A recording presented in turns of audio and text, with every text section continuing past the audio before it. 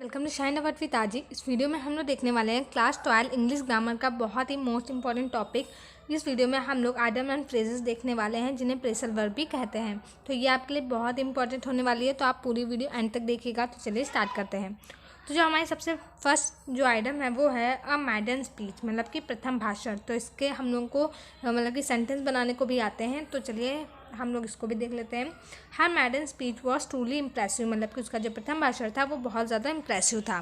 उसके बाद सेकंड है हमारा अ लायंस शेयर, मतलब कि महत्वपूर्ण तथा बड़ा हिस्सा। तो the manager took a Lions share from the profit, मतलब कि जो मैनेजर है वो प्रॉफिट से एक बड़ा हिस्सा ले लेता है या फिर रख लेता है। उसके बाद है थर्ड एट होम इन, अपना सा महसूस करना।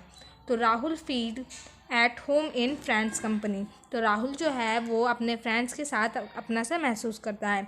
तो आपको एग्ज़ाम में ये ज़रूरी करना होता है, किसी भी आइटम फ्रेज उसका हिंदी लिखते समय उसका सेंटेंस भी बनाना पड़ता है, तभी आपको फुल मार्क्स मिलेंगे। और आप सेंटेंस अपने हिसाब से कोई कैसा भी बना सकते हैं। आगे बढ़ते हैं। इसके बाद जाता है एट रैंडम, मतलब कि बिना भी किसी भी उद्देश्य के। तो इसका सेंटेंस हो जाएगा he asked me many question at random, मतलब कि उसने मुझसे बहुत सारे क्वेश्चन पूछे बिना किसी उद्देश्य की।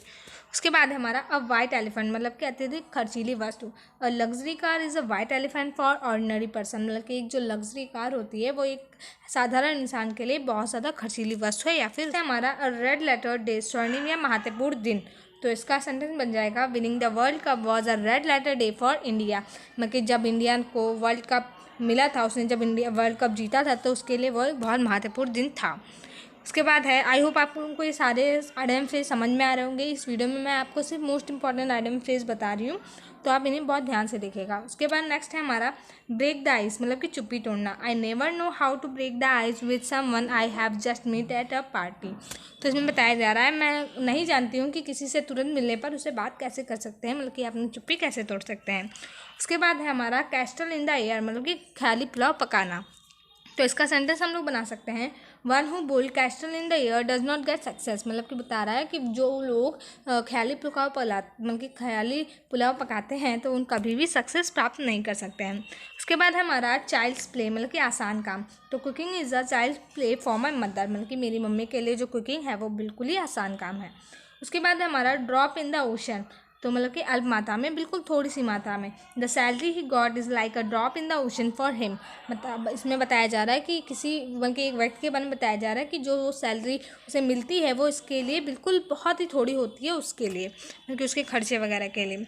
नेक्स्ट है हमारा फेयर एंड स्क्वायर, मतलब कि ईमानदार। राहुल इज़, यहाँ पे अवर नहीं होगा, यहाँ पे सिर्फ है Rahul is fair and square. जो राहुल है वो बहुत ज़्यादा ईमानदार है। उसके बाद है गेट टू इट ऑफ, छुटकारा पाना। तो इसका सेंटेंस हम बना सकते हैं try to get rid of your bad habits of smoking as well we know that smoking is injurious for health. तो बताया जा रहा है कि हम लोगों को कोशिश करनी चाहिए हमारी स्मोकिंग की बुरी आदत को छोड़ने के लिए, उसे छुटकारा पाने के लिए, क्योंकि हमें सभी को पता होता है कि जो स्मोकिंग है वो हमारे हेल्थ के लिए बहुत ज़्यादा नुकसानदायक होती है, खतरनाक होती है। उसके बाद है हमारा 13 हार्ड एंड फास्ट, मतलब कि निश्चित। There is no hard and fast rule about this process, मतलब कि बताया जा रहा है इस प्रोसेस के लिए कोई भी निश्चित नियम नहीं है। उसके बाद है नेक्स्ट है हमारा फ्रॉम हैंड टू माउथ, मतलब कि मुश्किल से गुजारा करना। The farmer in India are living from hand to mouth, इसमें बताया जा रहा है जो भारत के किसान हैं वो बहुत मुश्किल से गुजारा करते हैं। नेक्स्ट है हमारा इन ब्लैक एंड वाइट, लिखित रूप में देना। ब्लैक एंड वाइट मतलब कि लिख कर किसी चीज़ को देना।